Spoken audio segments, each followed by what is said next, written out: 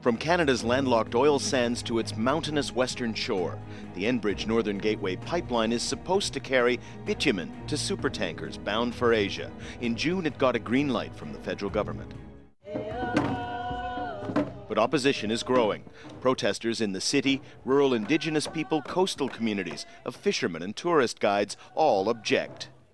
We have a sustainable forest industry, we have a sustainable fishery, we have a blossoming tourism industry, and everything that Northern Gateway represents jeopardizes all that we're talking about. We don't need to depend on a product that will destroy the rest of the economy that we already have. That opinion resonates here in Kitimat, the port at the end of the pipeline. Residents have already voted to reject the project, and town council followed suit. Yet local business and unions whose members benefit from pipeline work still hold out hope. Construction time will see many thousands of workers here, but really what we're looking for is what's after the construction period. Many jobs were lost, and I think that if the three of these projects go, it will bring probably another 1,000 people, full-time jobs, well-paid jobs, back into this town.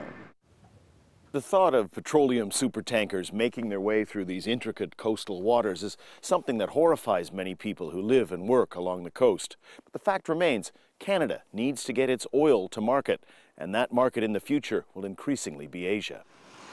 And that's why the Northern Gateway pipeline, approved but beset with challenges, is not alone. There are 3 other big proposals to pipe Alberta oil west, including one led by an Aboriginal entrepreneur who says he's already got approval from many First Nations along the route. First Nations people aren't opposed to development, but it has to be done on their terms. And always the number one issue is going to be in the environment. Whether it's Northern Gateway, the contentious Keystone XL project to the U.S. Gulf Coast, or others, crude oil pipelines are becoming more, not less, controversial here. Building pipelines are a national priority.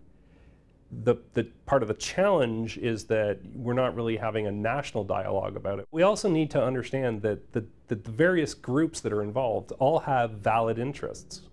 If ways aren't found to balance those interests, to protect water and wildlife and win support from local communities, then new pipelines may not be built for years, if at all. Realizing its vast petroleum potential is proving a challenge for Canada. Daniel Lack, Al Jazeera, Kitimat.